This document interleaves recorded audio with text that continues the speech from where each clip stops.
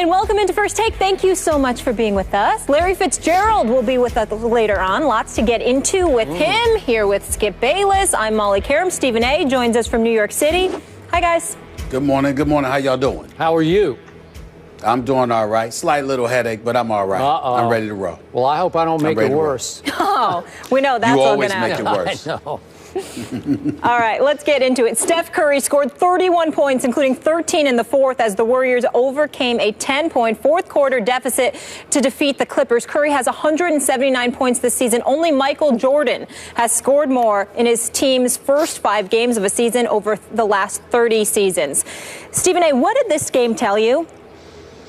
Well, what it tells me is that there's an uphill climb for the Clippers to catch the Warriors. The Warriors are clearly the superior team right now. They just seem to have the Clippers' number. They've won 5 straight at the Oracle.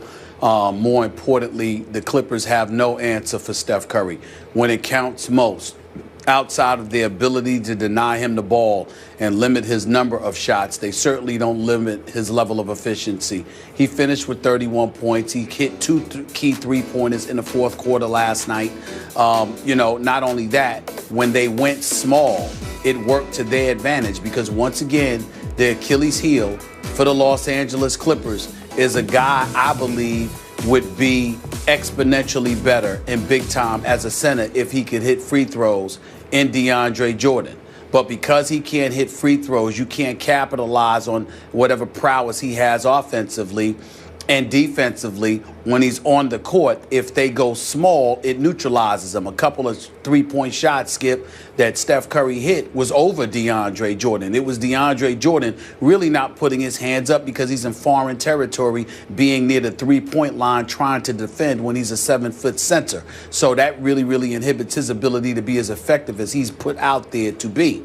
When Golden State goes small, what you have is a situation where you've got Draymond Green playing center, you've got Harrison Barnes at your power forward, you've got Andre Iguodala with Klay Thompson and Steph Curry out on the floor with one another. They're far more efficient offensively because the ball moves more, it moves faster, and they get more open shots, evidenced by Harrison Barnes going on a 10-point spurt in the fourth quarter to help bring the the Golden State Warriors back from a 10-point deficit. In the end, what this comes down to is that the Warriors have Steph Curry, who is a flat-out superstar. You take into account the fact that they can go small and really cause problems for opposing teams with their offense, and that defensively, because they can move their feet, because they're feisty defensively, and they can really get up in you, and you can't afford to go big against them because it will really hurt you. They seem to have the ingredient to beat the Los Angeles Clippers. And what I stole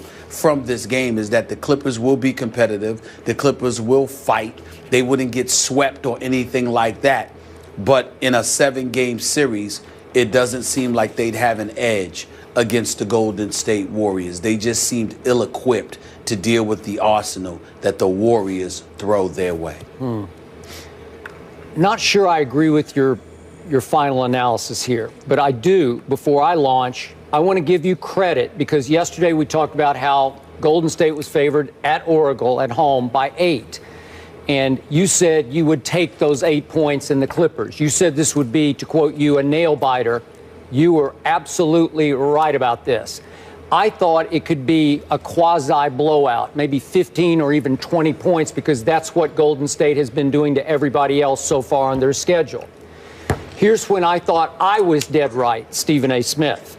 You realize with 7:56 to go in the first half, midway through the second quarter, the score was 46-29 home team. Think about that. 46-29, Golden State up when Steph Curry hit another impossible, how did he do that, off-balance 3.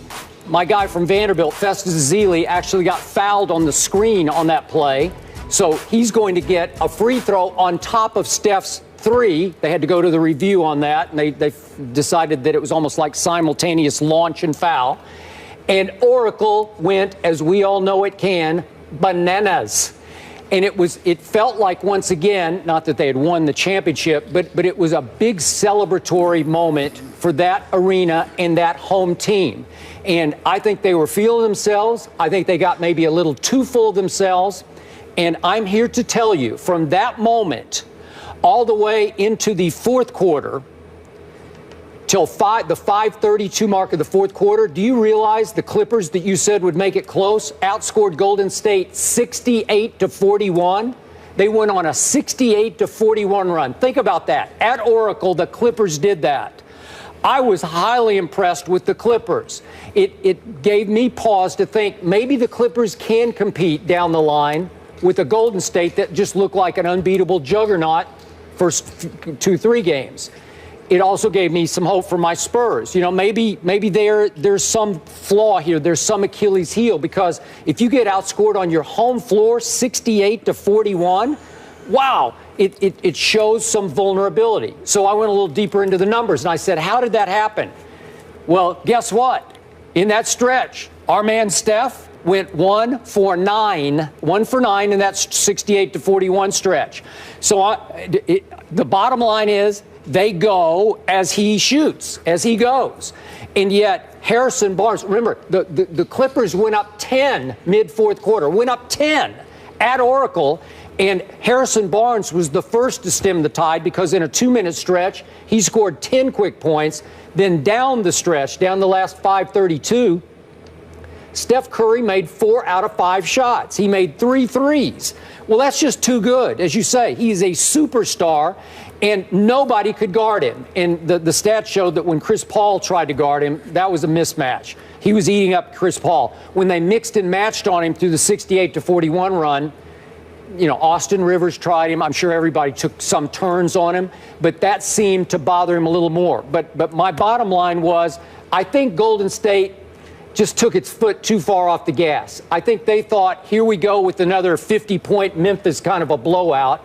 And in the end, when it was time to snap back, to hit that switch again, Steph Curry really hit that switch. So he goes from a 1 out of 9 jag and then makes 4 out of his last 5 shots. Ball game.